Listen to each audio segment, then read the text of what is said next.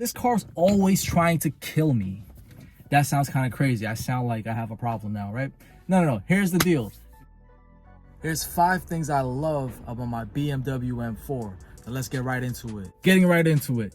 So the first thing that I absolutely love about my dream car here, my BMW M4, is the design. This is one of the absolute best looking modern BMWs they ever made. You can't convince me otherwise. It looks very modern and aggressive to this day. And it's about to be 2024, and it still looks very brand new and modern. I love the M mirror caps. I love the power dome on the hood. I love the carbon fiber roof I have here. It has the aerodynamic cut going right through the middle, so it's even better with aerodynamics and going fast. And because it's carbon fiber, it's also thinner, so if you were to track this car and put a helmet on, you'd have a lot more headroom here. I absolutely love this design. I love the silhouette. It keeps all the tradition going. It looks just like a BMW is supposed to look, but modern and aggressive. It's aggressive and beautiful. No matter how you look at it, there are no bad angles. It's not one of those cars you have to get it in black to hide certain things. You got to take the picture at this angle, at that angle. No. Let me tell you right now, there are no bad angles for this car. For any F-Series, BMW M3, M4, M2, there are no bad angles. I guarantee you that. It never had to grow on you. It was love at first sight. At least in my heart it was. And I know it was in yours too, because why else would you be watching this, right? Let me know down in the comments how you feel about the looks of this car, because in my mind, there's no better looking M. It was never polarizing. So comment down below how you guys feel about this M versus the G80s, because to me, I'm still not a fan of how they look. I respect them, but I just don't like how they look. I mean, maybe one day I'll have to grow up and move on up to bigger, better things. Let me not say that too loud, you know. I don't want to offend my car here and then start getting problems. But yeah, comment down below. Let me know how y'all feel about the design of this car versus the G80. Now, moving on to the second thing that comes to mind that I love about my car.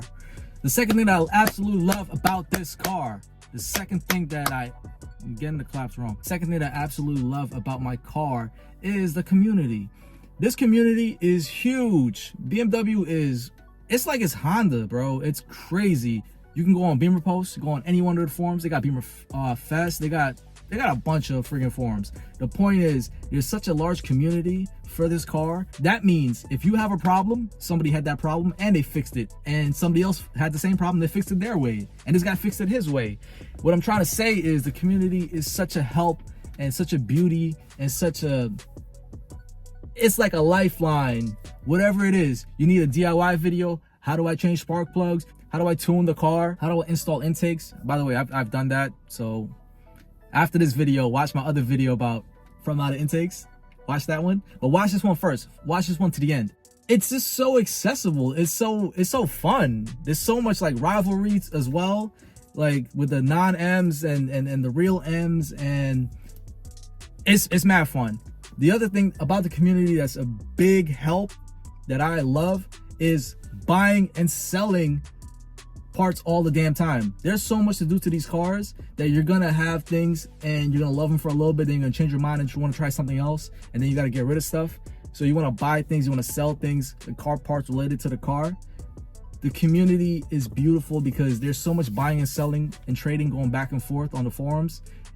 I just absolutely love it. It's the best like thing. There's no way Mercedes has this, Porsche has this. There's no way any of these other guys have it unless they're like Honda or JDM guys, because they're more of a community as well.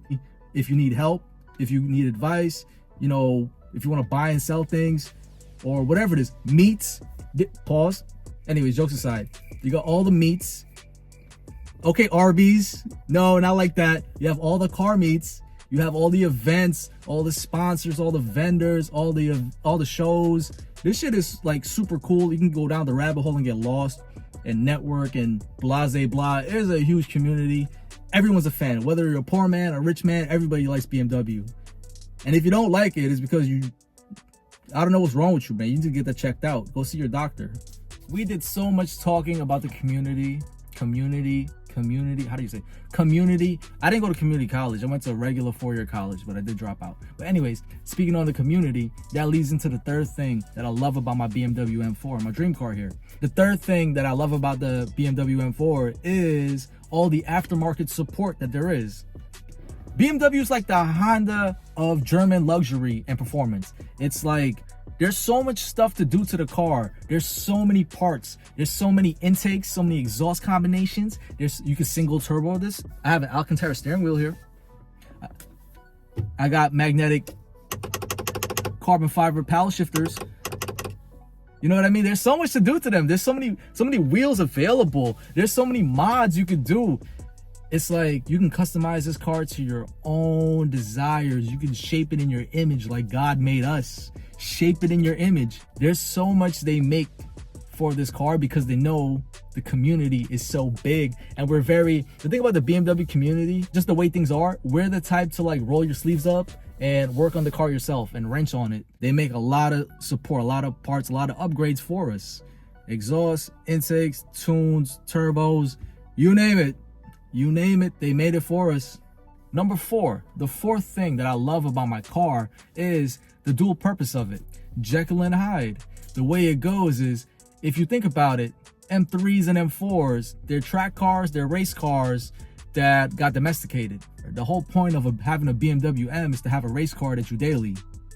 Like, honestly, daily and drive every single day of the year. So, me, for example, I have my snow tires on. I've driven this through winters already. Let's say 3 winters.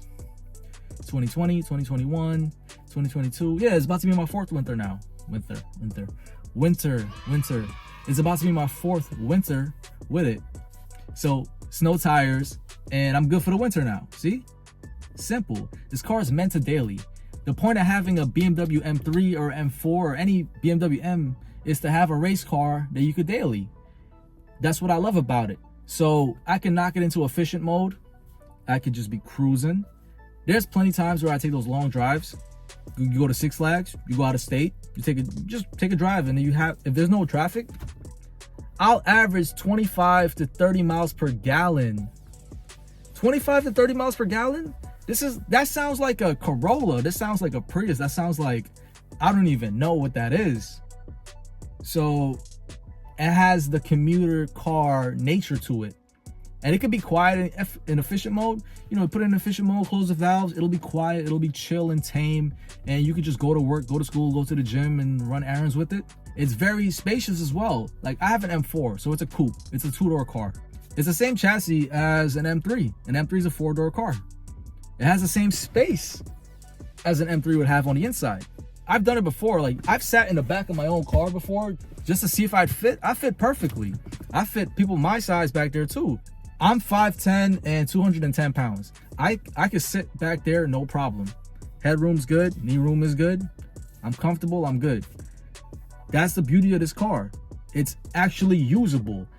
The good thing about the M's is that they're race cars that are usable. You got cup holders, you got heated seats, you got heated steering wheel. You know what I'm saying? Like, they're actually usable. They got good space. They can commute. They can get the job done. It could still be a car because that's its job. Take me from point A to point B.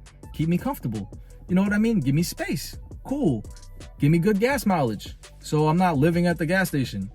But I throw it into Sport Plus, and it's a whole different animal. It gets wild. It's really between me and my right foot.